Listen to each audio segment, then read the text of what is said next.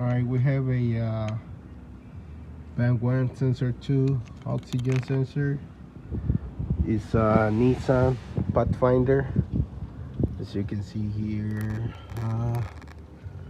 what is it? It's right there. That's the new one, already installed.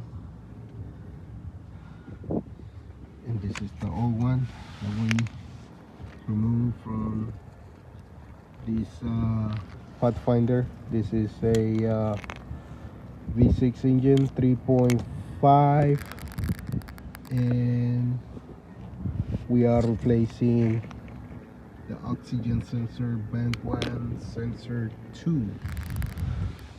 It's located right there, so if you are looking for someone to replace it, you can give me a call. My number is 832